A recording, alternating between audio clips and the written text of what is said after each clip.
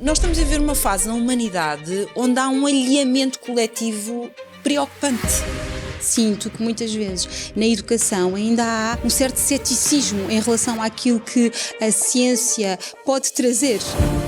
O papel da educação é maximizar o potencial de cada um. Não, isto não está certo, porque eu acho que a educação tem a responsabilidade de também assegurar que esse potencial é executado. Que me assusta um bocadinho o facto de, em muitos casos, está tudo tão obsoleto. Continua-se a pensar o ensino e a tomar decisões como se fosse no meu tempo.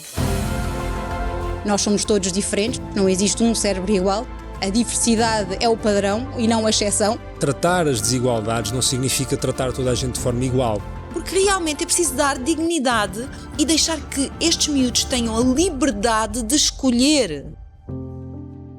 Olá, o meu nome é Rodrigo Castro e dou-te as boas-vindas a mais um episódio do podcast Educa-te.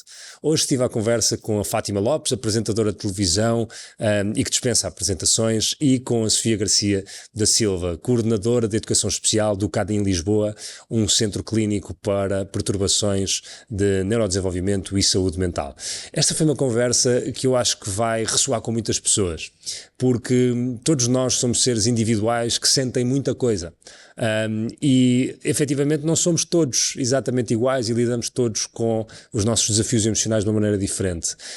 A Fátima tem uma experiência que acho que toda a gente reconhece, com contacto com milhares e milhares e milhares de pessoas ao longo dos anos, é mãe, e a Sofia traz-nos aqui uma perspectiva muito interessante sobre aquilo que diz a ciência também por trás disto tudo, não é? O que é que diz a neurociência por trás do desenvolvimento de cada um e como é que ele influencia a nossa educação, o nosso crescimento e também a nossa vida como adultos. Foi uma conversa brilhante e que eu espero que te entusiasme como a mim me entusiasmou. O episódio de hoje tem o apoio da Fundação Pedro Queiroz Pereira, a quem agradecemos muito, uma vez mais, estar connosco nesta missão de trazer conversas importantes e, na minha opinião, interessantes sobre educação, sobre desenvolvimento, sobre crescimento e sobre como é que a sociedade pode efetivamente prosperar a partir dos seus processos educativos.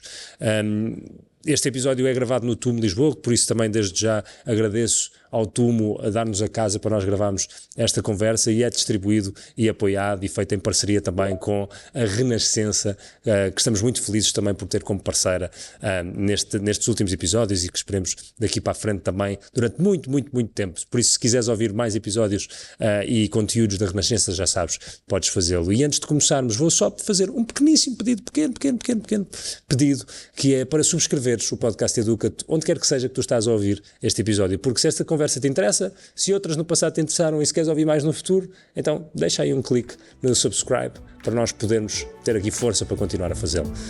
Até já e espero que gostes da conversa de hoje.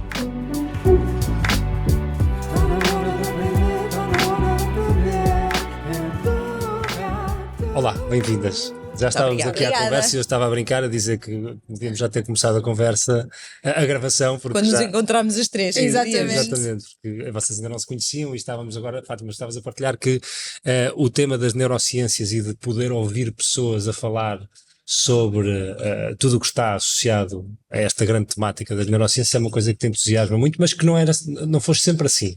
Não fui sempre assim, mas ainda bem que temos aqui a Sofia que pode falar sobre neurociências, porque acho que é mesmo daqueles temas que deveria estar em cima da mesa ao lado da educação. Porquê? Porque acho que dá um conjunto primeiro de conhecimento que nos ajuda na tomada de decisões e depois um conjunto de ferramentas a todos, nomeadamente aos professores, que pode ser extremamente útil. Pode atalhar caminho e pode abreviar tarefas, mas a especialista que está aí, ela vai já dizer que não é especialista, mas a conhecedora é ela. Eu sou só uma apaixonada pela matéria e de vez em quando leio algumas coisas porque gosto, mas acho que é mesmo muito importante nós pormos o tema das neurociências ao lado da educação. É mesmo muito importante. Mas porquê que tu ficaste interessada por este assunto a dada altura da tua vida? Olha, eu gosto muito dos temas da educação. Não tenho um podcast sobre educação. Mas gosto. Hoje tens aqui mas hoje estou aqui, sim, mas gosto. Eu acho que gostei desde sempre, principalmente desde que fui mãe. Porque acho que é muito importante nós irmos lendo, aprendendo e percebendo os vários caminhos para não ficarmos dependentes das opiniões dos outros. E eu, para poder ter um sentido crítico enquanto mãe, achei sempre que era muito importante estar informada e saber que caminhos é que existiam. E eu sou uma pessoa que gosta de pensar os sítios por onde os meus filhos andaram a estudar. Não vou dizer onde, mas os sítios onde andaram a estudar. E muitas vezes fui bastante crítica na forma como as coisas eram pensadas, porque me assusta um bocadinho o facto de, um bocadinho, se calhar muito, o facto de, em muitos casos, estar tudo tão obsoleto, não é? Continua-se a pensar o ensino e a tomar decisões como se fosse no meu tempo. Só que eu tenho 56 anos. Onde é que isso já lá vai, não é? E, portanto, nós temos que ir atualizando a forma de pensar o ensino e a educação de maneira a que ela seja, antes de mais, a escola seja um sítio de prazer, que os miúdos aprendam, mas aprendam com gosto, que seja uma coisa que os cative, que seja uma coisa que eles sintam que a escola os percebe. Ok? E muitas vezes eu não sinto isso. E por isso tanta zanga, às vezes tanto conflito no sentido de não querer, não ter interesse por nada, parece que não se interessam por nada. Pois falam uma linguagem que eu não compreendo, é natural que eu não me interesse. Claro. Sofia, tu começaste como professora na tua carreira e depois houve um momento em que tu sentiste que não tinhas as ferramentas para fazer bem o teu trabalho. Exatamente. Fala-nos um bocadinho sobre como é que isso acontece e o que é que tu aprendeste depois de perceberes que tinhas que ir aprender outras coisas também. Certo, sim, e como cheguei aqui um bocadinho mais a este caminho ligado às neurociências e à psicologia cognitiva, foi isso, ou seja, foi exatamente na prática, quando iniciei funções como professora titular de turma, portanto acompanhei um grupo durante 4 anos e a uma dada altura, quando já estava no 3º ano com esse grupo, já tinha tido outras experiências, mas esse foi... aí tinham 8 anos, portanto, mas dos 6 aos 10. Comecei a sentir que efetivamente aquilo que tinha sido a minha formação inicial nem sempre respondia àqueles desafios que tinha todos os dias, nomeadamente neste atendimento à diversidade, não é? E tinha diferentes características, miúdos com diferentes características, com questões, alguns mais relacionadas com questões mais comportamentais, outras de aprendizagem, e de facto outros com algumas alterações ou com algumas dificuldades do ponto de vista da regulação emocional, e de facto eu sentia que aquilo que tinha aprendido na faculdade não me tinha dado a segurança necessária para eu tomar decisões em relação ao que fazer. E foi nessa altura que também começaram a surgir algumas pós-graduações relacionadas com as neurociências aplicadas à educação, e eu acabei por ingressar numa que de facto me trouxe aqui uma visão muito mais alargada, não é, em relação àquilo que são os mecanismos que suportam a aprendizagem, porque se nós como professores fazemos da nossa vida ensinar, não é, e promover a aprendizagem, como não poderá ser benéfico eu saber exatamente quais é que são os mecanismos fisiológicos, não é? Os processos que estão por detrás desse caminho, não é? E por isso acabei por fazer de facto uma pós-graduação nessa área, depois senti que não era suficiente e decidi lançar-me no mestrado em neuropsicologia, não para ser neuropsicóloga, não para ser psicóloga, mas para ir no fundo beber daquilo que a neuropsicologia, as neurociências, a psicologia cognitiva já nos poderiam dar como inputs e que eu poderia levar para a sala de aula e para a formação de professores. E de facto tudo aí abriu-se um caminho novo para mim, porque na minha educação de base, eu formei-me na Escola Superior de Educação de Lisboa, e a Escola Superior de Educação de Lisboa assenta muito ainda numa visão muito mais humanística, não é? Ligada muito ao movimento da Escola Nova, a Piaget, a Vygotsky, pensadores que foram importantíssimos, mas que já contam com 100 anos. E portanto, aquilo que a Fátima dizia em relação a esta questão da atualização, é isso que este boom que houve do ponto de vista do conhecimento neurocientífico, não é?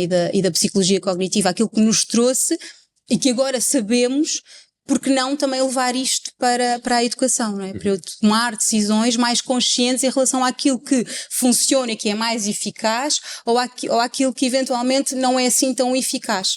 Mesmo que às vezes pareça muito atrativo. Porque aqui também às vezes a educação também vive um bocadinho disto, não é? Desta ideia de que temos de fazer diferente. Não podemos ensinar da mesma maneira como aprendemos na minha altura, não é? Aquilo que a Fátima dizia.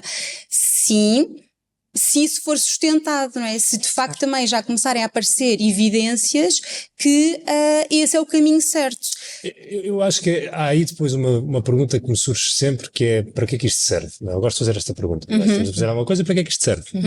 Tipo, para que é que esta conversa serve? Eu acredito que ela serve para ajudar alguém a inspirar-se um bocadinho, aprender qualquer coisa, e não é? Eventualmente ter algum impacto na vida de uma pessoa numa decisão de, olha, quero fazer uma aula diferente, quero ter uma conversa diferente com os meus pais, quero ter uma conversa diferente com os meus filhos, ou seja, é por isso que isto serve, esta conversa.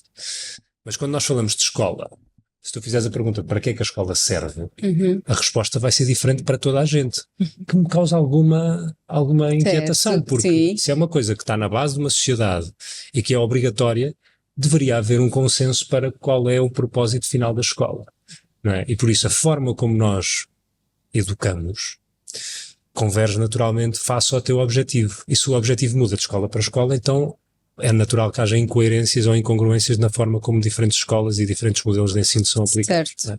Como é que foi a escola para ti, Fábio? Olha, eu tive uma aprendizagem, uma experiência escolar, se calhar muito diferente de grande parte das pessoas, porque fiz a escola em Portugal até aos 8 anos, portanto até a antiga terceira classe, e depois dos 8 aos 11 fiz em Moçambique, já depois da independência, e digo já depois da independência porque tudo estava diferente, e lá foi uma mudança brutal para uma miúda de 8 anos, quer dizer, eu ia daqui, o sistema de ensino era a cultura era uma, e chego lá era tudo completamente diferente. Para vocês terem noção, nós com 8 anos tínhamos educação política, era uma das disciplinas de educação política. Lá em Moçambique, portanto eu estudei em Maputo. Nós tínhamos que cantar uma das músicas revolucionárias ou o hino antes de entrar para dentro da sala, ou seja, estamos a falar de uma coisa mesmo completamente diferente. E o choque foi tão grande, também porque quando cheguei lá, no primeiro ano, fui vítima de bullying por ser branca e, portanto, aquilo foi muito difícil para mim, muito difícil. Eu era a única criança branca. Quando e, dizes portanto, bullying, quer dizer racismo. Sim, racismo. Fui vítima de racismo por ser branca. E, portanto, aquilo foi muito impactante para mim, porque eu ia daqui de um contexto completamente familiar, não é? Uma escola que gostava, os meus colegas gostavam, estava super ambientada, e chego lá, não conheço a cultura, não conheço os hábitos, não sou aceito porque sou branca e não percebo porque é que não sou aceito, eu sei que é só a questão da pele, mais nada, e portanto aquilo foi muito difícil para mim. Eu lembro-me de chorar babirrainha e de pedir aos meus pais encarecidamente para voltar para Portugal. E dos meus pais me dizerem, isso não é hipótese, portanto, e a minha mãe foi à escola e foi ter uma conversa com o professor. Lembro-me tão bem disto, o meu professor tinha uma fisionomia igual àquele que na altura era o Presidente da República em Moçambique, que era o Samora Machel. Ele era igual, um homem assim com um vozeirão. E a minha mãe foi lá, ele não sabia o que se estava a passar no recreio, e foi um homem extraordinário, porque a seguir juntou a turma e explicou à turma que a única coisa que nos diferenciava é que eu tinha uma pele branca e a deles preta. Ponto final, parágrafo, não há mais nada nisto. E foi tão claro, e as crianças às vezes basta só explicar as coisas claramente, não precisa estar ali a navegar na maionese, explica direto e de uma forma clara, que acabou o drama. Pronto, e a partir daí eu já me integrei. Integrei-me e tive facilidade, muita facilidade em aprender lá. Talvez porque eu vinha bastante mais bem preparada daqui. Depois, quando passei essas primeiras dificuldades, depois quando regresso a Portugal, não foi melhor. Porque depois quando regressei a Portugal é porque era retornada. E portanto, bolas outra vez. E aí sim é que eu senti muitas dificuldades na aprendizagem, porque eu vinha muito atrasada. Os meus colegas, por exemplo, cá estavam no segundo ano de inglês, eu não tinha tido nenhum ainda, não sabia nada. Mas hoje olho para tudo isso e acho que foi tudo importante e tudo bom. E isto não é aquela conversa tipo, ai pronto, arrumou tudo no sítio certo. Não. A esta distância, acho que tive as pessoas certas para me ajudarem a vencer aqueles que foram os desafios. Alguns deles emocionalmente grandes. Mas tive uns pais à altura que me foram apetrechando para ser capaz de lidar com isso. E isso ficou arrumado no sítio certo e fez-me uma pessoa extremamente resiliente. Eu sou muito resiliente. Eu sou das que apanho no dia a seguir, estou já a pensar onde é que está aqui um caquezinho para eu começar a colar com mais um caquezinho. Pronto. E acho que foi a vida, principalmente estes 3 anos, que fizeram isso. Então, quando vim para Portugal, lembro-me que me causou muito stress o sistema de ensino cá, por causa do grau de exigência e por causa da história das notas. Lá não havia isso. Cá eram as notas. E aquilo causava muita ansiedade como miúda, porque eu lembro-me que eu só queria passar. Porque porque eu vinha de Moçambique, portanto, se eu passasse já era bom, se eu tivesse 3 a tudo já era bom. E consegui passar, e a partir daí fiquei muito focada nesta história das notas. E eu estou a falar disto de propósito, porque me preocupa muito quando a preocupação são só as notas. E não tudo o resto, não é? Certo. Tudo o resto. Mas depois, nas experiências, aquilo que realmente nos marca e nos faz a diferença são as pessoas. Pode ser um professor, que aos 8 anos foi um homem extraordinário, como pode ser a professora de ciências que me recebeu cá, que era a minha diretora de turma, e também é uma pessoa que eu nunca vou esquecer, porque ela conseguiu pôr-se no lugar de como é que se sentiria uma miúda que vinha e estava totalmente desenraizada de tudo, que tinha que frequentar o 2º ano de inglês, mas não tinha o primeiro, portanto ela ia perceber 0, e ela disse, não, esta menina não pode ficar à margem por causa disto, tem que se encontrar uma solução. E ela encontrou. Então eu frequentava o 2º ano do inglês, vamos dizer, não é o 6º ano, e frequentava sozinha a turma do ano anterior. E era avaliada, a nota que contava para mim era a do ano, portanto, do primeiro ano. Exatamente. Embora fosse obrigada. E então, assim foi. Eu, enfim, estava nas duas ao mesmo tempo. E isto eu vou contar, acho que nunca contei, mas porque é uma coisa que eu fiz a brincar, mas que me resultou tão bem. Eu tinha a mania que queria ser professora. E eu quis ser professora até o 10º ano. Até o 10º ano eu queria ser professora de inglês. Imaginem. Então, quando chegou às férias, depois deste tal primeiro ano em Portugal, ia estudar inglês em 2 turmas diferentes, chegou às férias e eu, como queria muito ser professora, uma das minhas brincadeiras era imaginar que era professora. Eu tinha lá um quadro em casa, eu abria o livro de inglês do 5º ano e abria o livro de inglês do 6º ano e eu dava aulas aos meus alunos imaginários. Isso foi o melhor treino para conseguir eu integrei um bom sozinha a matéria dos 2 anos. Claro. Quando fui para o 7º, eu já estava ao nível dos meus colegas. E foi nas férias a dar aulas aos meus alunos imaginários, que eu tinha que ver um livro, tinha que ver outro, tinha que lhes passar exercícios, pois com certeza não. Tinha que me preparar. E preparou-me a mim. E eu gosto de contar isto para se perceber como às vezes aquilo que parece uma coisa, Eu acho que tu tocas aí em 2 ou 3 pontos muito, muito interessantes e Sofia, gostava de saber a tua opinião sobre isto, porque e tu trazes muito esta provocação, entre aspas, de a abordagem humanista é importante, mas hoje nós temos de facto um entendimento sobre as neurociências que nos permitem saber com mais certeza o que é que pode funcionar ou não para o desenvolvimento de um indivíduo, um ser humano. E na abordagem humanista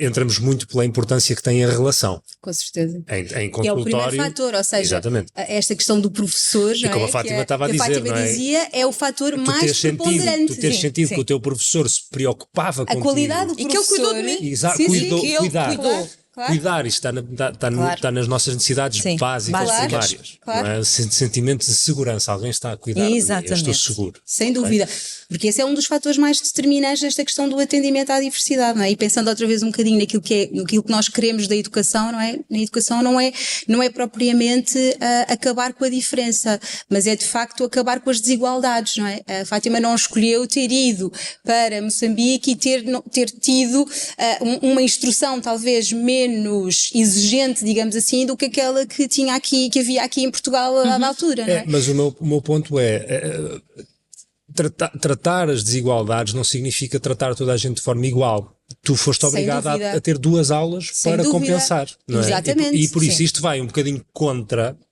esta vertente, se calhar mais humanista, de temos que cuidar, não é? E pipocar um bocadinho as crianças para que elas não sofram.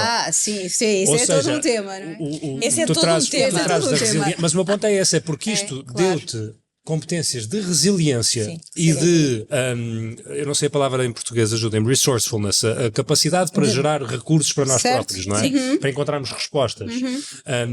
Então, o que é que hoje nós sabemos que, ou o que é que a neurociência nos diz, ou o que é que a ciência nos diz, seja o que for, sobre a importância de nós também fazermos coisas difíceis e que não gostamos no momento certo. Vamos por partes, só terminar aqui esta ideia da questão de, muitas vezes, aquilo que constitui um impedimento à educação inclusiva, não é? E a sermos capazes de atender a diversidade, é termos esta ideia que devemos homogeneizar, não é? Ou seja, esta ideia que todos devemos ser iguais e todos temos que concorrer para o mesmo, não é? E portanto isto acaba por ser muito destrutivo, porque efetivamente não nascemos todos com as mesmas capacidades, nem com as mesmas condições. E a uma determinada altura, aquilo que eu acho que é a missão da educação é maximizar o potencial de cada um, não é fazer-nos a todos iguais, não é? Portanto, não é acabar com a diferença, não é? Incluir não é acabar com a diferença, é saber valorizá-la e é saber ir buscar, no fundo, e conseguir ir alcançar o melhor de cada criança, de cada jovem, de cada adulto, não é?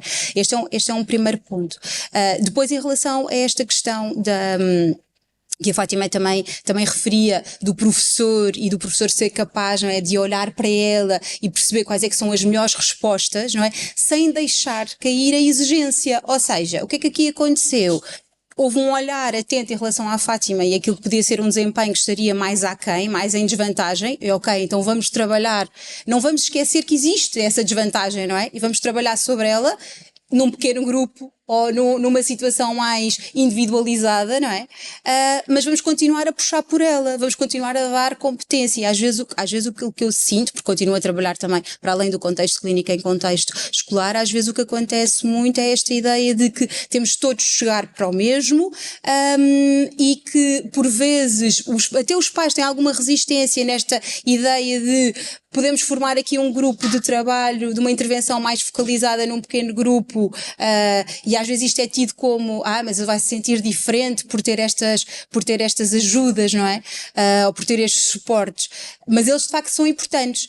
Mas são importantes que sejam temporários, porque eu tenho que continuar a lutar para que aquela criança, ou aquele jovem, aquele aluno, se torne independente e que tente de facto alcançar aquilo que era o currículo do 6º ano, ou seja, tentar que leve ao máximo, mas dando o suporte e os andaimes necessários para chegar até lá, não é? O que é que as neurociências nos podem ajudar nesse sentido? Primeiro, a entender que de facto nós somos todos diferentes, não existe um cérebro igual, portanto, a diversidade é o padrão, não é? E não a exceção, portanto isso é logo um princípio importante, perceber que de facto as nossas turmas são todas heterogéneas, não é?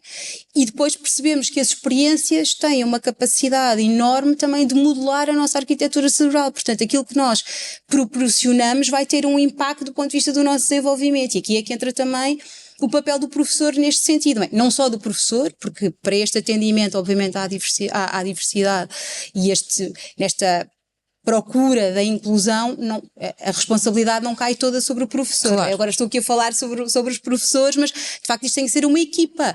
Também tem que ser diverso, não é? O olhar sobre estes casos. E por isso é que há pouco falávamos na conversa inicial desta importância também das diferentes lentes a olharem para problemas que são complexos, desafios que são muito difíceis, mas que cada uma pode trazer qualquer coisa que acrescente, que pode beneficiar o coletivo, não é?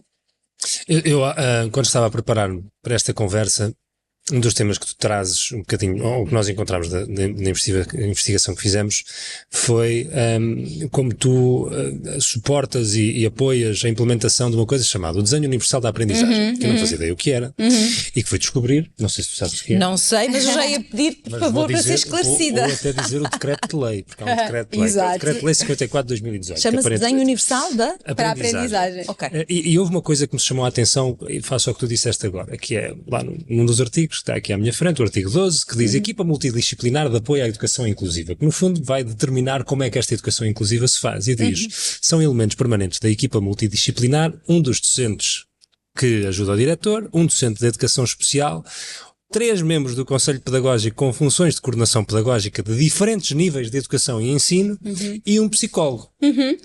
Isto tudo para proporcionar aquilo que se entenderá como uma educação inclusiva.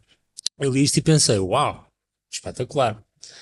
Mas a minha pergunta é porque estamos a falar, tipo, para dizer que a educação é inclusiva tem que haver pelo menos uma equipa de 8 pessoas, ou 7 ou 8 pessoas. Claro. Bem, e felizmente o que acontece muitas vezes no sistema público é que há um psicólogo, mas para um agrupamento enorme de alunos, ou seja... Quantas pessoas têm um agrupamento? Quantos alunos têm um agrupamento? 1000 e tal? Sim, eventualmente, não é? Ou seja, e às vezes é um só psicólogo... para deixar isto claro, é um psicólogo para 1000 ou 2000 pessoas. Sim. Mas É aqui que entra aquilo que há pouco vos partilhava, que sinto que muitas vezes na educação ainda há um certo ceticismo em relação àquilo que a ciência pode trazer, e há aqui um fechar, uma certa dificuldade, uma certa rigidez em abrir também o seu olhar a outros inputs, a outras lentes. Eu senti isso mesmo, lá está, enquanto fazia o doutoramento, e que a uma dada altura estava a apresentar um projeto e uma professora importante daquela faculdade pergunta-me o que é que a psicologia cognitiva interessa aos educadores. Eu não consegui dar nenhuma resposta. Porque não interessar, não é? Porque não interessar. Uma professora do teu doutoramento. Sim. O doutoramento é em formação de professores e supervisão. Ou seja, houve uma professora que tem a responsabilidade. Uma professora que estava a analisar o meu trabalho, estava a fazer a apresentação do meu projeto de doutoramento. Questionou porque é que a psicologia... Questionou o que é que interessava a psicologia cognitiva aos educadores. Sim. Isto aconteceu. E pronto, e de facto mostra, acho que é muito exemplificativo daquilo que... Posso interromper? Claro. Aliás, se fosse hoje, o que é que lhe respondias? Eu respondi. Porque eu fui para casa, porque agora fiquei curiosa. Isto inquietou muito. Pois eu já percebi. Por isso mesmo te pergunto, o que é que respondeste ou o que é que responderias hoje? Porque senti, na altura isto perturbou-me muito, porque eu senti uma coisa um bocadinho paradoxal, que foi, eu era professora quando entrei no mestrado em neuropsicologia. E fui tremendamente bem aceite e incluída. Ou seja, toda a gente via, por acaso tive a sorte de ter sido o último ano em que não psicólogos poderiam fazer este mestrado em neuropsicologia na Universidade Católica, e de facto eu senti que houve ali um interesse, alguém da área da educação que vem para aqui aprender estas coisas, que bom, que mais valia, que riqueza. Quando eu voltei mais tarde, já com o mestrado feito, para uma faculdade de educação, não é? Senti exatamente o oposto. Tenho imensa pena, mas senti um bocadinho de, olha, vem esta dizer assim umas coisas esotéricas. Factualmente senti isso. A psicologia cognitiva é provavelmente, da parte da psicologia, é a menos esotérica de todas, exato, não é? Sim, mas um bocadinho... Eu até gostava de perguntar, porque sei que tu tens um lado mais espiritual muito presente e disponível, não é? E a psicologia cognitiva, de certa maneira, fecha-nos um bocado essas portas, mas já lá vamos. Sim, mas isto nem tem nada, vou usar uma expressão a brincar, mas vocês percebem, isto não tem nada de shanti, quer dizer... Claro. Certo. Não, mas é um bocadinho... Mas há um ceticismo em relação, por exemplo, quando eu falava da importância de termos práticas informadas pela evidência. E isto não é muito bem visto, até porque há muitos autores que não estão completamente em linha com isto. Mas o problema que eu sinto muitas vezes na educação são estas grandes dicotomias, não é? Uma grande polarização. Sim, também não vamos achar que as evidências científicas vão dizer tudo e que de repente o professor é um tecnocrata que aplica só receitas, não é? De práticas que foram testadas e validadas. Não é isso. Obviamente que tem que haver aqui um equilíbrio, não é? E portanto, encontrar este equilíbrio na educação é que muitas vezes é difícil. E porque subsistem também muitas crenças, não é? Primeiro porque há também aqui muitas ideologias subjacentes, não é? E depois muitas crenças, que muitas vezes são difíceis de desconstruir. E muitos mitos também, subsistem muitos mitos. E é de facto difícil de dar aqui a volta a estas crenças que depois acabam por moldar também tomadas de decisão dentro da sala de aula. E nem sempre lá está, são as opções que são mais benéficas para todos. Isto sempre voltando a esta ideia da inclusão. Não é? Eu acho que este tema é muito, muito difícil de resolver, porque tu usaste uma expressão que toda a gente conhece, que é o termo shanti. E eu sempre que penso em tudo o que seja mais shanti, há uma ideia que me surge, que é, pode não estar provado, pode não haver dados científicos que comprovem certa atividade mais shanti, mas se ajuda, por que não? Sabes, tipo, se uma sessão de breathwork, não é, de respiração, queremos chamar, mais planeada e com técnicas específicas para gerar certos resultados fisiológicos e tudo mais, se aquilo tem um efeito, se fazer um banho de gelo, se, não sei, fazer meditação, o que é que seja, pode ajudar, mesmo que não haja tantos dados que comprovem, se nós temos uma experiência que é inegável, Porque não simplesmente aceitar isso Sim. como uma coisa que não faz mal e pode fazer bem? Certo, a única coisa aqui que eu coloco um bocadinho em causa, não é? É que o que é que acontece muito na formação também de professores, a formação contínua. Geram-se aquelas comunidades de aprendizagem em que há partilha de experiências. O que acontece é que nessa partilha de experiências, que é válida, obviamente que é válida, mas que muitas vezes acaba por decorrer lá está, das crenças próprias, não é? Aquilo que eu experimentei resultou. Ok, então vou experimentar também, mas muitas vezes aqui nascem também conselhos que são contraditórios ou um bocadinho inconsistentes. Então, e porquê que também não se vai buscar às evidências, não é? Aquilo que a literatura científica também vai demonstrando como mais eficaz, não é? Porquê que também não vamos beber isto? Eu acho que é isto eu acho que o erro acontece aqui. Não há uma cultura científica na educação. Ou há pouca cultura científica na educação. Tu és mãe, Fátima. Como é que vives isto? Tens um miúdo de 17? Sim. E uma filha de 26. Como é que estas questões que claramente te preocupam, e achei muito curioso dizeres que a primeira coisa que quiseste ser foi professora. E foi, até o 10º ano. Eu também fazia o mesmo género de brincadeira. Eu também. Depois no 10º ano me dei ideias. A mim também. Na verdade foi mais tarde que eu mudei de ideias. Eu quis ser professor de Educação Física e professor de Matemática. Ok. E ainda por cima era muito mal matemática. Acho que eu estudava num colégio e era em porcentagem as notas, mas a minha nota mais alta eram 65%. Eres um professor mediano, vá. Mas o meu professor era um tipo que depois até teve uma psicose, flipou completamente, foi uma coisa estranhíssima. Mas era um tipo que estimulava muito a aprendizagem e, não sei, mas talvez da mesma forma que tu, eu não sei porque é que uma criança quer ser professor, não sei de onde é que virá essa inspiração, mas provavelmente é pelas figuras que nós temos à frente. Com figuras de referência? Não sei. Isso pode ser um bom sinal, não é? Porque vemos os nossos professores com figuras de referência, não é? Eu não vi muitos professores com figuras de referência. Okay. Aliás, vi muitos professores com figuras de referências que eu não quero. Ok. Que acho que também é importante. Então se calhar foi isso também esse mecanismo, não é? O que é que eu posso fazer? Mas eu acho que sim, acho que a malta que vem para a educação, tipicamente ou é porque é filho de professor, ou de alguma forma tem um professor na família, ou então é porque não gostou da educação que teve. E eu acho que talvez isso possa ser uma coisa, mas lá está, porque no teu caso emergiu de uma necessidade de tu teres que aprender, não necessidade de tu que... Não sei, eu lembro-me que deve ter sido ali depois desta experiência que vos relatei que eu comecei a dizer que queria ser professora, talvez porque tinha realmente alguns bons exemplos, tive em Moçambique e depois cá alguns bons exemplos de professores que eu dizia uau. Ok, nomeadamente esta diretora de turma, que vou usar uma expressão que agora está muito na berra, era muito tesa, mas era mesmo, e era uma pessoa extremamente assertiva, mas ao mesmo tempo muito apaixonada à forma como ela nos ensinava. E eu não quis ir para ciências, eu nunca tive grande queda, então para a matemática nem te vou dizer, foi sempre ali os mínimos olímpicos, mas enfim, lá andei, tinha realmente muito mais facilidade nas humanidades. E porquê que eu no 10º ano eu mudei de ideia? De novo, por causa de um professor. É impressionante o quanto os professores podem ser figuras determinantes nas nossas escolhas e no nosso caminho. Então, quando eu estava no 10º ano, e portanto estava em Humanidades, tinha a disciplina de jornalismo. E aparece-me uma professora, eu digo isto porque já lhe disse pessoalmente várias vezes, uma criatura pequenina, mas de fibra até à última casa, e que dava as aulas assim, com muito entusiasmo, que toda ela, bum, bum, bum, bum, e ela ainda estava a acabar a sua formação em comunicação social na Universidade Nova de Lisboa e ela era tão apaixonada a falar de jornalismo, mas tão apaixonada, que aquilo acendeu-se assim uma coisa em mim, tipo, que é isto? Eu gosto disto. E portanto aquilo cativou-me completamente. No ano a seguir, de novo ela era minha professora.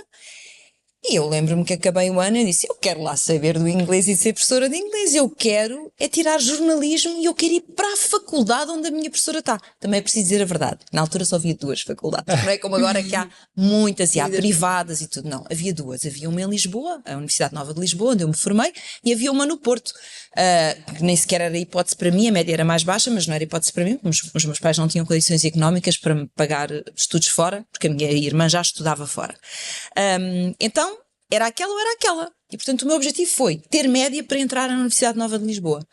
E assim foi, estudei que nem uma ursa, porque eu era muito estudiosa e muito aplicada. Eu era muito focada. Se eu olhar para trás, vejo que, na verdade, se calhar fui sempre. Mas depois de vir para Portugal e quando comecei a fazer desporto de competição, o desporto de competição organizou completamente esta cabeça. Eu ainda hoje, fazia atletismo, era velocista. Ainda hoje, a psicóloga com quem eu trabalhei muitos anos diz, a Fátima tem uma mente de atleta. A Fátima está sempre nos tacos, pronta para partir. E tem lá à frente os 100 metros, está a ver aquela meta e trabalha assim. E é muito engraçado porque depois eu percebo que é verdade, ou seja, a forma do meu cérebro funcionar, funciona por objetivos, foca naquele objetivo e distrai pouco. Foi modulada em função também dessas experiências. Completamente, distrai pouco, é para ali, é para ali. Sei afastar-me dos fatores que eu sei que rapidamente me tiram do caminho, que é para eu poder estar focada, até atingir o meu objetivo. E por isso, naquela altura, eu disse, bom, o meu objetivo é entrar na faculdade, eu vou dar tudo, e eu fazia desporto de competição, treinava 6 dias por semana, 2 horas por dia, portanto aquilo foi muito intenso, mas consegui, foi assim para mim uma mega conquista, talvez não imaginem o que representou para mim conseguir entrar na faculdade que eu queria, no curso que eu queria, em Lisboa, que era onde os meus pais tinham condições para me pagar. Enfim, foi assim um somatório para mim de conquistas. E ainda hoje eu sou uma pessoa que valoriza aquelas que até aparentemente são microconquistas. Eu não os vejo como tal. São conquistas. Claro. Ok? Fátima, mas acabou de dizer uma coisa que eu acho também muito importante do ponto de vista daquilo que é a aprendizagem e que lá está, às vezes estas ideias que nascem na educação, que parecem muito atrativas, mas que nem sempre correspondem àquilo que pode ser, lá está, mais útil para todos os alunos. Que diz respeito a isto que a Fátima se referia em relação a, eu sabia os meus objetivos, eu conseguia, no fundo, eliminar aquilo que podia ser distrator para me concentrar naquilo que era o objetivo e alcançá-lo. O que é que acontece muitas vezes na educação e que eu acho que lá está, não ajuda nesta ideia da inclusão, que é assentar muitas vezes em modelos de aprendizagem por descoberta, que parecem de facto muito interessantes, mas aquilo que o conhecimento lá está, da psicologia cognitiva, das neurociências e também aquilo que tem mostrado estudos feitos mesmo em escolas, é que muitas vezes, apesar de ser importante, é preciso saber exatamente qual é que é a altura que nós podemos colocar os alunos numa abordagem dessa natureza. Porquê? Porque uma abordagem dessa natureza requer a ativação de muitos recursos.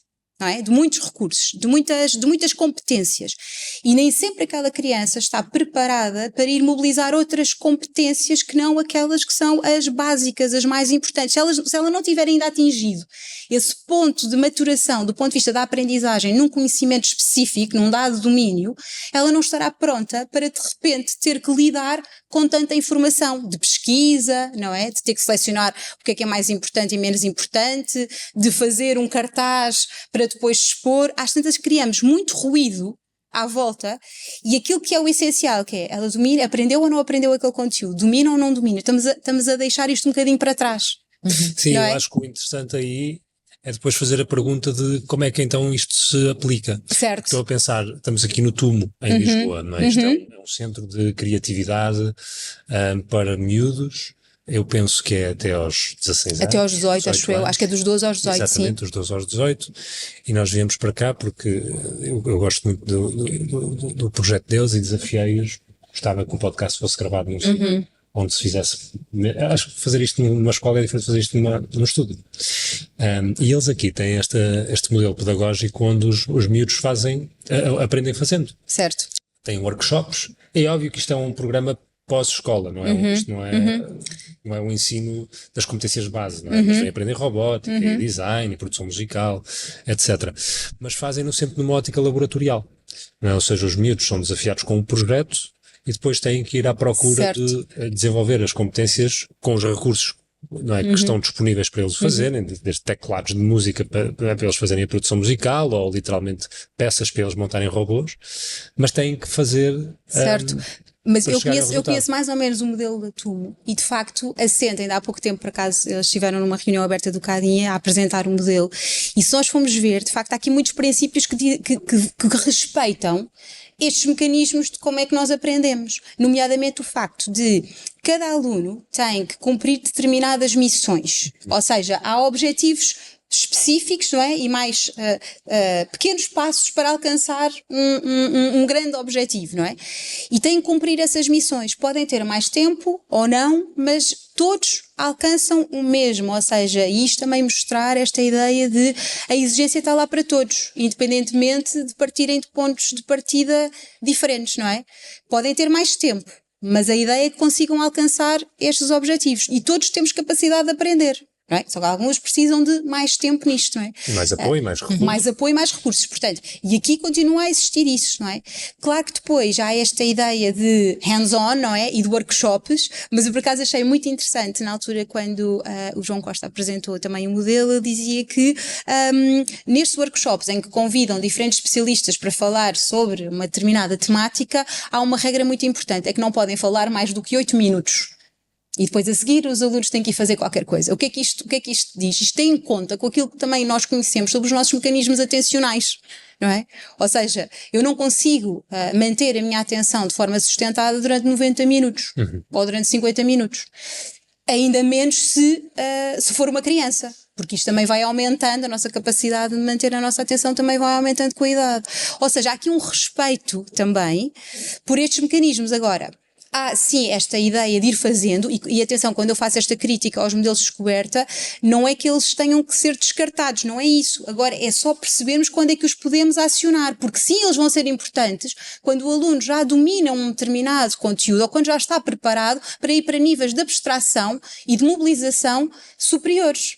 Mas não numa fase inicial. Ou seja, na educação de adultos isto já não é tão relevante, entre aspas, porque se assume que eles já têm essa capacidade de priorização, de leitura, de análise. E depende do grau de familiaridade e de conhecimento que têm em relação a um determinado tema. Sim ou não é? Ou seja, se eu já domino, ok, então eu vou caminhar para objetivos mais complexos e para práticas de facto mais difíceis, não é? Mais exigentes, mais abstratas, de maior mobilização, de maior abstração. Mas se eu ainda não tenho as ferramentas de base, então eu não posso ainda chegar a esse, ou não devo ir por esse caminho, porque provavelmente vou-me perder, não é? Fátima, tu criaste um projeto há uns anos nesta parte, chamado Simpliflow, onde escreves... Há 10 anos? Sim. Há 10 anos. Chamado Simpliflow, onde, no fundo, trazes informação sobre diferentes temas relacionados com bem-estar. Isto vem deste lugar que tu próprio também queres aprender e tens de ter uma desculpa para ter alguma coisa que te desse recursos. De onde é que vem? Olha, eu sempre gostei muito dos temas da saúde e bem-estar. Sempre. E eu acho que é uma coisa que nasceu nos anos do desporto de competição. Porque ficou.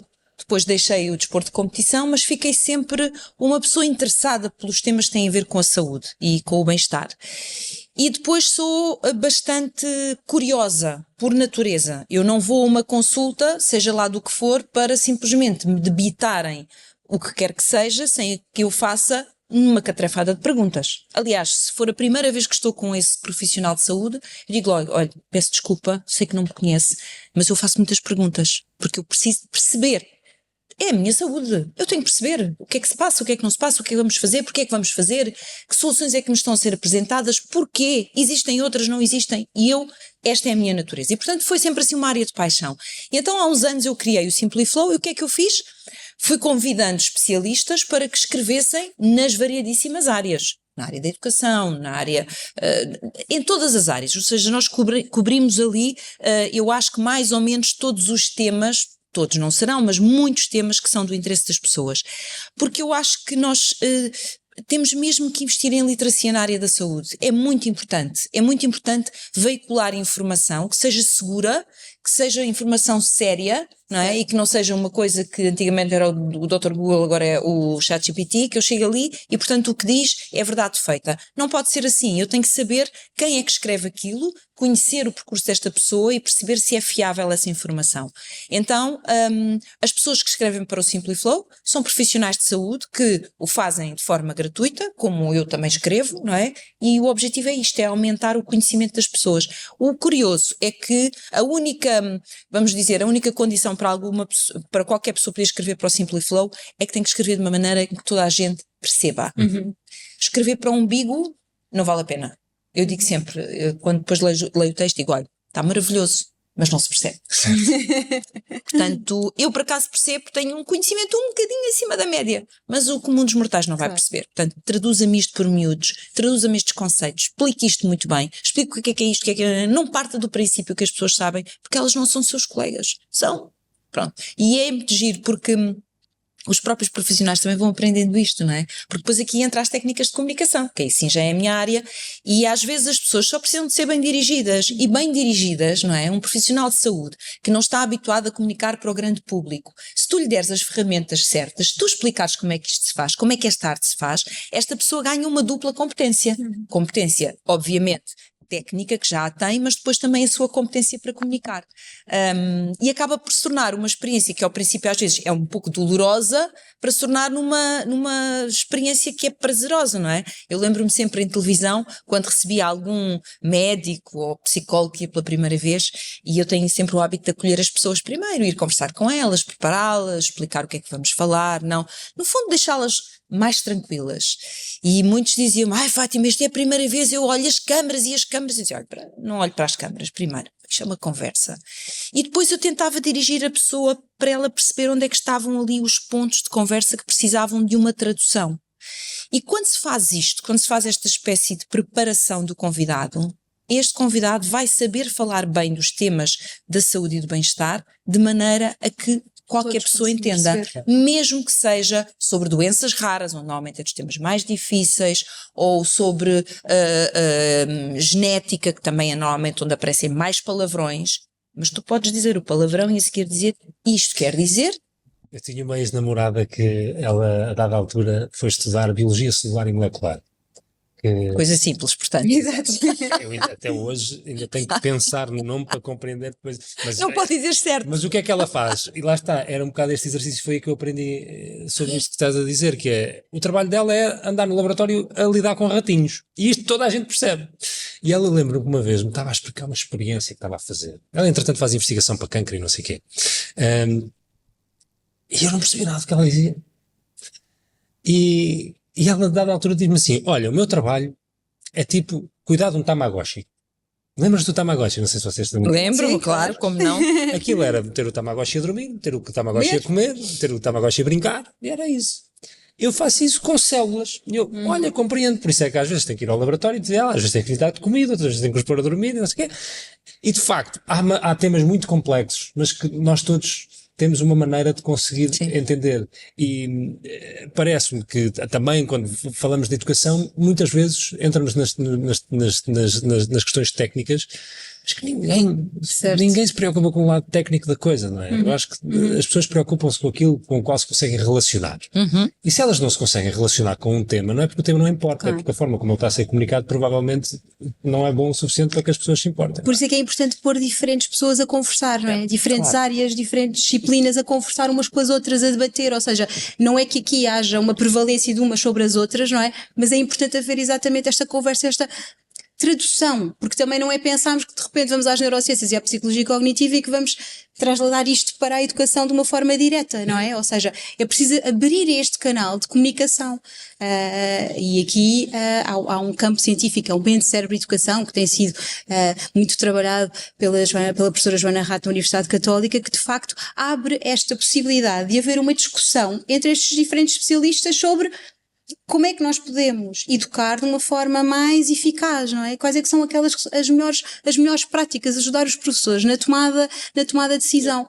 No meu doutoramento também está um bocadinho dentro dessa, envolveu também o estudo também de dessa pós-graduação com professores, e no final, quando os entrevistei para perceber o que é que eles tinham sentido que aquela pós-graduação tinha trazido, uma das coisas que foi referida foi a segurança. Foi uma sensação de segurança na tomada de decisão em relação àquilo que fazem dentro da sala de aula e uma melhor capacidade de entender o que é que funciona e o que é que não funciona tão bem. E, portanto, também sentir menos angustiado. Eu lembro-me, lá está, quando eu fui professora, eu sentia muitas angústias porque eu não percebia porque aquela criança não estava a evoluir, porque ela não estava a aprender. E depois, quando aprendi um bocadinho mais sobre isto, não sei tudo, mas aprendi um bocadinho mais, e hoje até faço esse trabalho mais de reabilitação em contexto clínico, de facto percebo a diferença que é, se eu entender estes mecanismos, o que é que eu posso fazer para estreitar o caminho. Porque sim, se calhar a uma dada altura todos vão aprender de qualquer forma, mas há uma forma mais direta de aprender. Então porquê que não vamos utilizar essa forma mais direta? Porque depois às vezes o que acontece é que os professores sentem uma grande aflição porque utilizam determinadas abordagens ou determinadas propostas que lá está, não são tão eficientes, não são tão eficazes, e uma dada altura sentem, eu agora tenho que diferenciar imenso o trabalho porque aquele e aquele não estão a conseguir corresponder, então para eles eu vou fazer um trabalho mais explícito, não é? Para eles vou fazer um trabalho mais explícito, para os outros não o fiz e portanto cria aqui esta desigualdade em que depois é muito mais difícil eu sentir, não é, que estou a conseguir corresponder e que estou a conseguir levar os meus alunos aos objetivos que pretendo. Sinto-me tentado a fazer-te uma pergunta, Fátima, porque estava a pensar de que maneira é que a grande mídia, não é, a televisão, nomeadamente a televisão, pode ter um papel importante também na educação não formal de uma sociedade, porque efetivamente a escolha do que é que tu transmites. Eu acho que hoje a televisão já tem, se calhar, um papel muito diferente, sim. Mas vamos assumir, comparado com o que era há uns anos. Vamos se calhar meter o social media também todo neste grande mídia, neste pacote de grande mídia, que para todos os efeitos ainda são grandes canais de influência. Sem dúvida. E que têm um papel muito grande também naquilo que é o produto da sociedade, porque se tu passas muitas horas logado, entre aspas, a ver um conteúdo que é distribuído por alguém, inevitavelmente esse alguém tem uma responsabilidade muito grande naquilo que vai ser o impacto gerado em ti desse mesmo conteúdo. E por isso, se calhar uma pergunta dividida em duas partes. Uma que é, se concordas que haja de facto um papel que estes grandes meios de distribuição de conteúdos tenham na educação de uma sociedade, ou não? Ou se achas que não é isso, porque aquilo é um negócio, ponto final.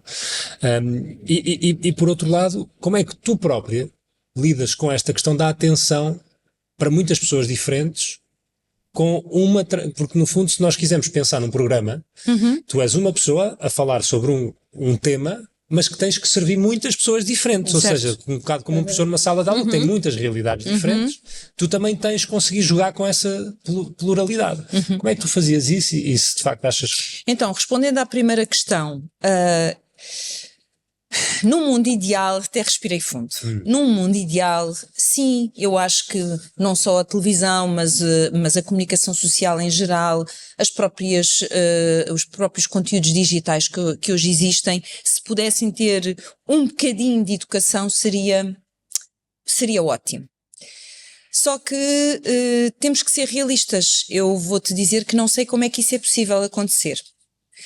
Repara, tu tens um podcast muito vocacionado para os temas da educação. O que é que seria o ideal?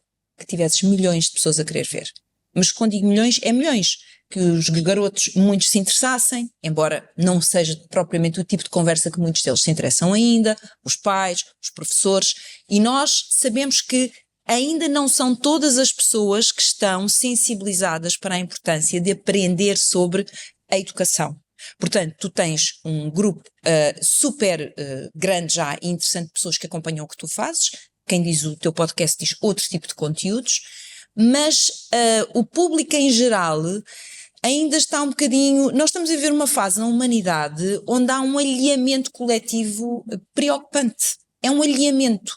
Parece que há uma certa necessidade de nós estarmos sempre meio anestesiados. E conteúdos como estes obrigam a pensar. Como é que eu vou ficar anestesiada se tu me obrigas a pensar?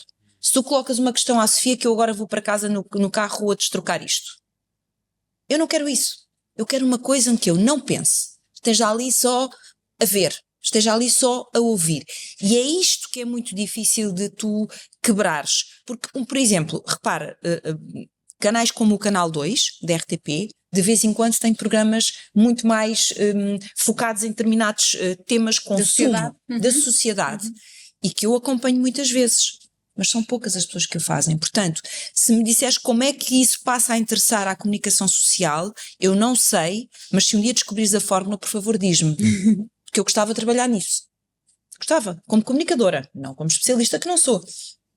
Mas eu gostava de trabalhar nisso, gostava de trabalhar numa comunicação social onde isso já fosse um objetivo. Ou seja, o que é que nós podemos fazer em termos de educação, o que for, para os garotos. Eu gosto muito, eu digo os garotos, porque eu gosto muito de ir às escolas e gosto muito de falar com os miúdos, principalmente naquelas idades mais desafiantes da adolescência. Eu gosto de ir, porque eu gosto de os ouvir. de lhes colocar perguntas, de perceber como é que eles pensam, como é que eles raciocinam, porque é que eles chegam àquela conclusão, e às vezes tentar perceber que ideia que eles têm disto ou daquilo. Por exemplo, muitas vezes eles têm uma ideia de ser figura pública como ser famoso. O que é que queres ser? Famoso?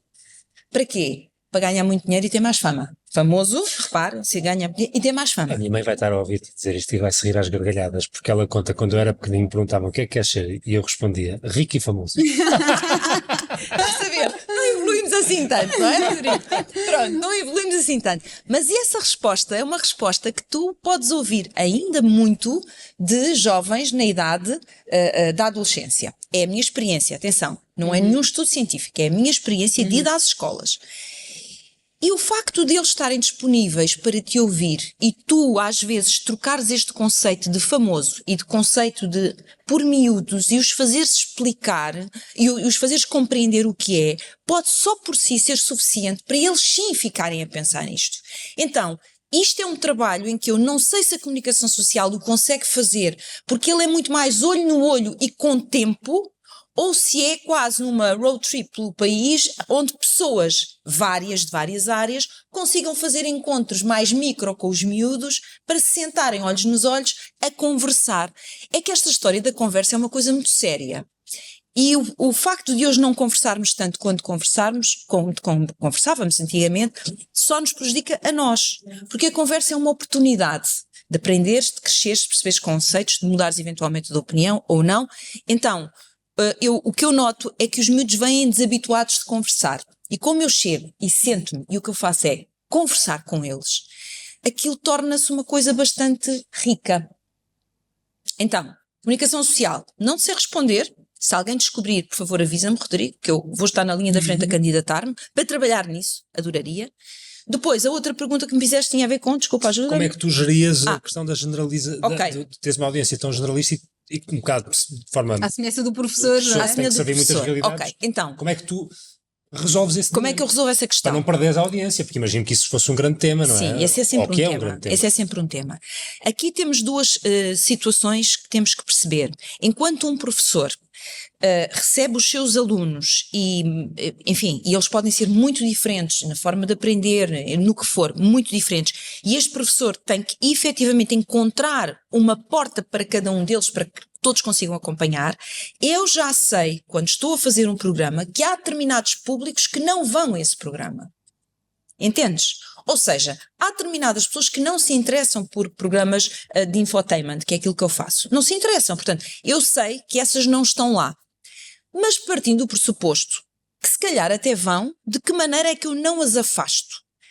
Primeiro, a informação tem que ser traduzida por miúdos, de maneira que toda a gente entenda, eu a pensar naquele que é o meu público todos os dias. Eu quero que as pessoas que me veem, independentemente do seu nível de escolaridade, entendam o que ali está. Mas se por mero acaso naquele dia um professor catedrático estiver a picar o meu programa e o tema for um tema de saúde, ok? Ele é um professor catedrático na área, sei lá, da cardiologia, e naquele dia estamos a falar de temas ligados à cardiologia. Que ele não sinta em momento nenhum que nós fomos pobres na informação, o rigor tem que lá ou estar, não fomos rigorosos. Essa é a forma de tu conseguires agradar a todos. Tens que ser rigoroso, tens que ser exato naquilo que tu estás a transmitir, e a pessoa tem que perceber que há seriedade naquele trabalho. Pode ser um trabalho traduzido por miúdos para a generalidade do público, mas qualquer pessoa, mesmo que seja um especialista, ao ouvir tem que perceber, está simples a informação, mas está correta e foi bem preparada.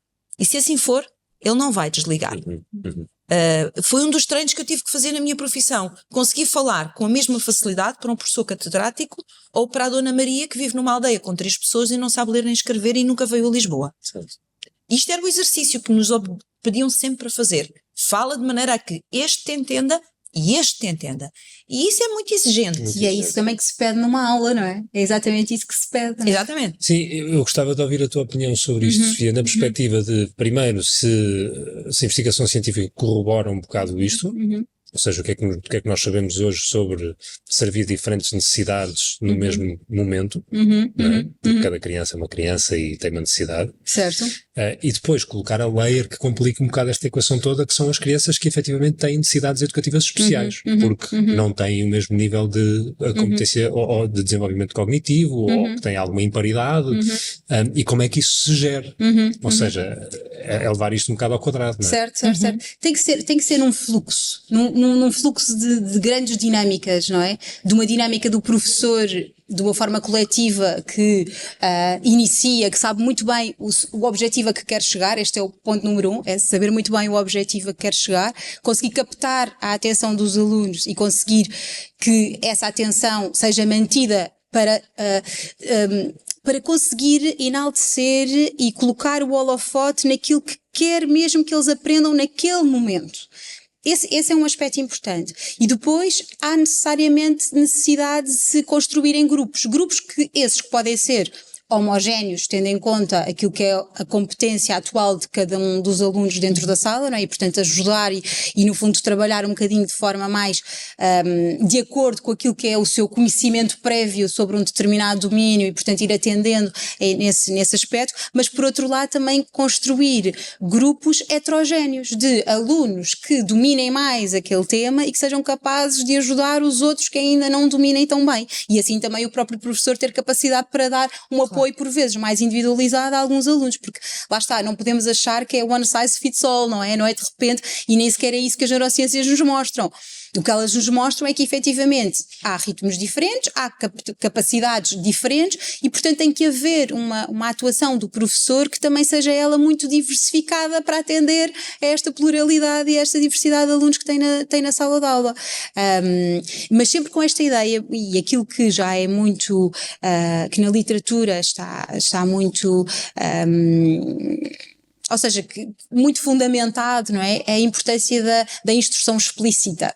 E lá está outra vez, que muitas vezes não é muito bem vista na área da educação, esta ideia da instrução explícita, exatamente porque vem aqui um bocadinho contra aquele paradigma mais da descoberta. Consegues clarificar o que é a instrução explícita? A instrução explícita é uma abordagem pedagógica que parte da clarificação de objetivos sobre os quais os alunos devem alcançar, por esta ideia do professor inicialmente servir de modelo e, portanto, ir demonstrando a forma como se pode mobilizar um determinado conteúdo para os alunos e pouco ir largando esta orientação até que os alunos se tornem mais independentes, mas sempre numa lógica muito de um passo a passo, portanto, objetivos, ir tendo sempre pequenos objetivos, ir alcançando esses pequenos objetivos e ir complexificando, portanto, partir sempre de uma lógica do simples para o complexo. Ou seja, um bocado aquele exemplo que estavas a dar do tumbo, não é? De ter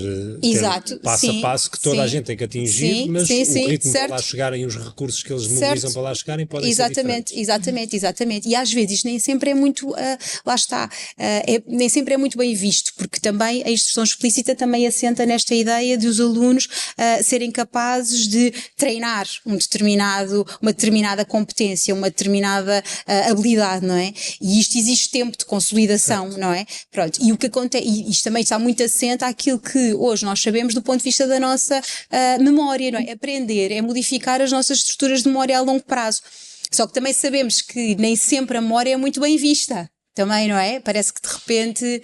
É um bicho, um bicho mau. É um bicho mau, mas nós não conseguimos, e hoje fala-se muito, não, temos é que desenvolver o pensamento crítico. Exato. Mas a verdade é que nós não conseguimos ter pensamento crítico se estivermos num vazio de conhecimento, não é? E portanto, é a memória que nos permite ter o conhecimento para nós conseguirmos relacionar, interpretar, mobilizar, relacionar, não é? E portanto, lá está, esta ideia de que muitas vezes é preciso, de facto, nós fazermos as coisas de uma forma mais simples e, por vezes, parece um bocadinho mais monótona e, às vezes, aquilo que na educação às vezes é visto como centrado no professor, mas que, na verdade, corresponde àquilo que é necessário para que os alunos consigam aprender. Eu quando penso, porque temos estado a falar muito sobre escolas, não é? Professores, mas, na verdade, muito disto é transponível para pais. Certo. Não é? Há bocado falava disso, depois começámos a falar sobre outra coisa, mas sei lá, a dada altura parece que esta conversa é só sobre os miúdos terem respostas certas ou chegarem a uma meta, não é? De respostas. E na verdade sabemos que é muito mais do que isso, é um processo educativo. Tu há bocado disseste uma coisa que eu até tomei nota, que dizias, o papel da educação é maximizar o potencial de cada um. A minha primeira reação foi dizer, não, isto não está certo, porque eu acho que a educação tem a responsabilidade de também assegurar que esse potencial é executado. Mas, na realidade, acho que tens razão, porque isso é uma coisa que se manifesta no indivíduo e provavelmente ao longo da vida, de forma repetida e não é, multiplicada pelo tempo, pelos momentos que vivemos, e morre alguém e se de repente gera-se uma oportunidade e temos um cão e de repente dá outra oportunidade e por isso esse potencial pode ser manifestado em diferentes lugares. Mas há sempre exato, em momentos.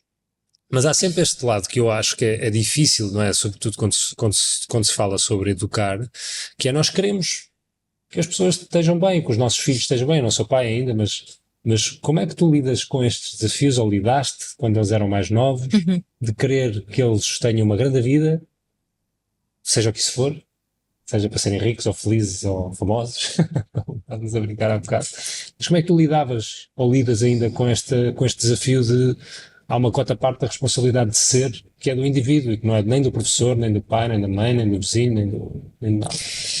Bom, eu acho que primeiro é ter essa consciência que os nossos filhos são seres individuais. Não são cópias nossas, não são fruto das nossas ambições ou dos nossos sonhos, eles são pessoas com livre arbítrio e têm que ter direito às suas escolhas, mesmo que às vezes as escolhas na nossa cabeça sejam as escolhas que nós achamos que eles não deveriam fazer, mas eles têm que ter essa liberdade. Qual é o nosso papel? Eu acho que o nosso papel é, por um lado, sem dúvida, educar, mas acima de tudo, neste educar, cuidar obviamente, nem sequer vamos falar disso, cuidar, ok, as suas necessidades básicas, tudo, mas isso não vamos entrar por aí. O educar para mim engloba muitas coisas. Não é só a passagem de conhecimento, não é só a passagem de valores, não é só a orientação, é acima de tudo os nossos filhos perceberem que estão amparados no caminho, ou seja, eles estão amparados, eles estão balizados no caminho. Nós, pais, balizamos esse caminho e damos-lhes a noção de que aqui mora segurança. Aqui mora segurança. E termos a capacidade de os ir informando no seu caminho, informando para que eles consigam fazer escolhas, que sejam as escolhas mais conscientes. Mas temos que nos lembrar sempre que eles são pessoas individuais. E eu batalho bastante nisto porque eu trabalho muito com o ensino profissional e, portanto, estou muito com miúdos que estão no ensino profissional. Grande parte destes miúdos com que eu tenho contacto, eles estão lá por opção, porque tinham paixão por aquela área, porque querem ir para aprender a pastelaria ou querem ir aprender robótica, não interessa. Mas em que contexto é que isso acontece? Eu trabalho com o IFP, sou embaixadora do World Skills Portugal, que é o campeonato nacional, europeu e mundial das profissões, e por isso eu vou aos centros onde eles estão normalmente a fazer os estágios para ir às competições. E portanto eu fui ao longo destes anos habituando-me a estar com eles, a conversar com eles e a perceber algumas das suas dores. E em alguns casos, a dor de alguns é os pais nunca terem aceito que eles queriam um curso profissional. Que eles não queriam ser doutores nem engenheiros. E, portanto, tu tens que perceber que aquele teu filho tem as suas paixões, as suas escolhas e quer fazer o seu caminho. E é importante que ele o que perceba é que tu não estás cá para o condenar, porque a escolha dele não corresponde à tua expectativa, tu estás cá para eventualmente o ajudares na escolha que ele quer fazer. Ok, eu quero tirar o curso não sei quê, um curso profissional qualquer. E isto está onde? Entra aí, tu pai. Entra aí, vê onde é que há o curso, vê onde é que são os sítios que estão melhor valorizados, vê onde é que é aquele que eventualmente tens melhores acessos. Entra na construção da solução, mas respeita a escolha do teu filho. E eu lembro-me, isto marcou-me, porque lembro-me no caso de um dos miúdos, o pai, creio que o pai é que era médico e a mãe professora, ou era o contrário, e foi preciso os pais perceberem que ele ia recuar 2 ou 3 anos no ensino secundário para trás, para poder ir para a área que ele queria, para depois ele seguir o curso profissional, e é um dos medalhados, foi um dos medalhados no campeonato europeu, e com muito orgulho nosso. Metalomecânica, ok? Meu Guilherme, metalomecânica. E é um miúdo maravilhoso, com quem eu gosto imenso de falar, e que me falou disto assim mais abertamente. No caso dos pais, não foi fácil eles aceitarem que ele ia recuar anos, mas tiveram capacidade de respeitar. E portanto isto deu frutos. Mas como é que eles lá chegaram? O filho foi bastante persistente na sua decisão e disse que era importante que eles, no fundo, aceitassem esta escolha dele, porque era aquilo que ele gostava. Foi ouvido, não é? Mas provavelmente E foi teve ouvido. apoio de pessoas como tu e outras. Não, eu entrei na vida dele depois, mas provavelmente ele teve apoio de professores, o que quer que seja, que também o ajudaram. Mas os pais tiveram capacidade de entender isto, ou seja, ele foi persistente, foi muito claro na sua paixão, é isto que eu quero, e os pais tiveram capacidade de o acompanhar. O que é engraçado nisto é que às vezes tens jovens que vão para um curso profissional e tu pensas, ok, vão estudar isto e vão fazer disto a sua arte e provavelmente não vão voltar a estudar, mas o que acontece em alguns casos, e eu conheço vários, porque agora lá está, estou no meio deles muitas vezes, é que fazem a sua formação, já são profissionais, já estão no mercado de trabalho, até porque... E agora voltam outra vez, não é? E dizem, mas eu agora quero voltar à faculdade, porque eu agora quero ser engenheiro de não sei o quê, ou porque eu quero ser, vou para a aeronáutica, mas eu agora quero ser... Percebes? Ou seja... Eu acho que isso tem a ver também com o facto de pela primeira vez na vida se entusiasmaram e sentiram que podiam ter sucesso numa determinada área, não é? E vão portanto, estudar o facto aquilo de sentir que querem. que de facto tive sucesso, que isto é que motiva, não é? A base está aqui, é o sentir que consigo ter sucesso em alguma área e então vou e é isso e é outra vez coisa, Sofia, que é... apostar na educação. Hoje em dia... eu sinto que o ensino está, grande parte das vezes, não é em todas as escolas, nem é em todos os modelos de ensino, mas em muitos está muito focado só na parte intelectual. Pois. Tens pouca experiência, certo. Tens pouco pôr a mão na massa, nem que seja uma coisa que não tem nada a ver, ouve lá, não interessa, terra, metalomecânica, o que for, mas tu Noutras não áreas, não é? Que tu não sujas as mãos em nada, é tudo higienizado, é um ensino higienizado. E a vida não se quer higienizada, porque na vida tu sujas-te muitas vezes. Mas eu acho que aí discordo, porque parece-me que o sistema beneficia muito mais de uma educação higienizada do que uma higiene. Porquê? Porque o sistema está construído para que a maioria das pessoas preencham lugares que são mais ou menos estéreis para alimentar toda uma sociedade. Mas temos que quebrar isso, Rodrigo. Eu não estou a dizer que concordo. Porque repara uma coisa, mas estamos repara, a chegar... Se tu queres encher um banco, Certo. eu penso sempre nos bancos, porque para mim trabalhar num banco, sei lá, sempre associei a ser uma grande seca. Mas há pessoas felizes a trabalhar em bancos. Eu senti-me tentado a pedir desculpa às pessoas, ainda bem que o fizeste por mim. mas não tem nada a ver com as pessoas, tipo, tem só a ver com o facto que para mim é uma profissão que não acho que gere muito entusiasmo. Muita repetição, alguma monotonia, processos, não é? Mas efetivamente é preciso pessoas para fazer isso, ou pelo menos até agora foi. Agora com a AI vamos ver no que é que isto tudo vai dar. Mas dá-me a sensação que o sistema não beneficia muito em ter pessoas, na maioria, altamente críticas sobre os percursos que vão seguir. Eu sou muito crítica com essa opinião, porque acho que isso é o alimentar daquilo que tem acontecido até agora. Até agora... E estou a falar de várias gerações, o objetivo, e eu compreendo, tenho pais e compreendo, o objetivo era proporcionar aos filhos todos, os que queriam e os que não queriam, tirar uma licenciatura. Um ensino superior. Um ensino superior. E há pessoas que ainda hoje não sabem o que é que vão fazer com isso, que andaram a camar pestanas. Não fazem a mínima ideia. Aquilo nunca significou nada para elas. Elas não se veem a fazer nada naquela profissão e são só pessoas que estão tristes e deprimidas e perdidas.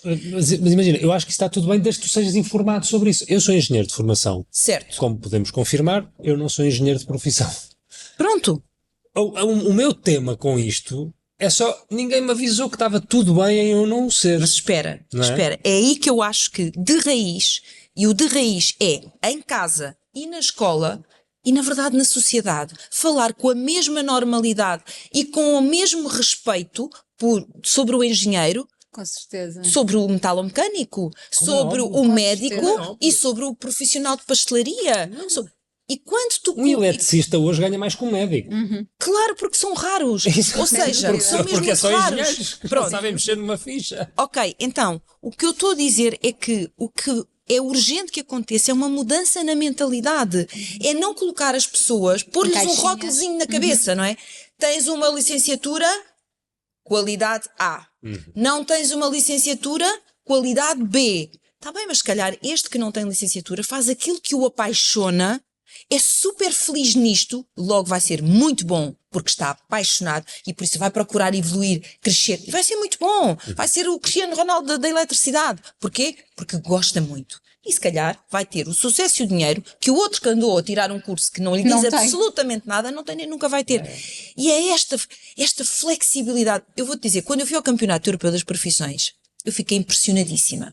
Aquilo eram milhares e milhares de participantes. Milhares, foi em França. Eram pavilhões e pavilhões de participantes nas variedíssimas profissões. E eu fui acompanhar a nossa seleção. Sim, porque temos uma seleção.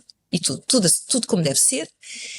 E quando olho para a forma como se apresentavam as pessoas, que nós portugueses não tínhamos candidatos na área da construção civil. Não tínhamos. Porque quando se abre cursos cá, não há pessoas a inscrever-se. Ok? Não tínhamos.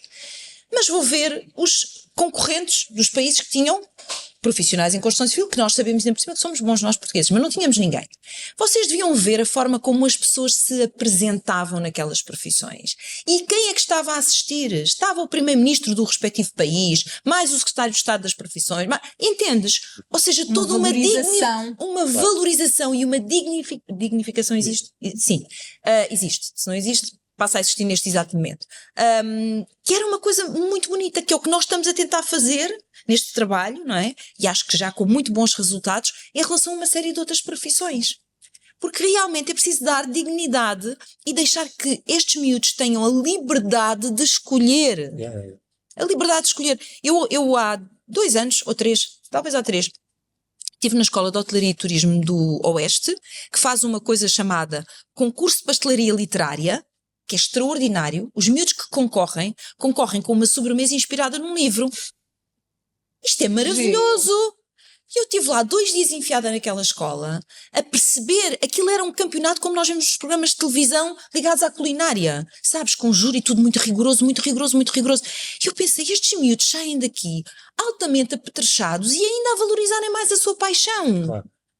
Eu confesso que hoje sou uma apaixonada pelo ensino profissional, porque eu ando com eles, vejo-os e percebo que temos ali gente que vai dar cartas extraordinárias. Se calhar amanhã vão ser engenheiros. Epá, mas não importa, eu fiquei impressionado. Eu também sou muito sensível ao tema do ensino profissional, depois de ter entrevistado o professor Joaquim Azevedo, que é um dos pais da formação profissional em Portugal, e de facto ganhar esta perspectiva de que, na verdade, são miúdos que muitas vezes acabam por estarem com as mãos na massa e encontrarem um ofício, terem se calhar vidas muito melhores em termos de bem-estar? Preenchimento, sim, preenchimento.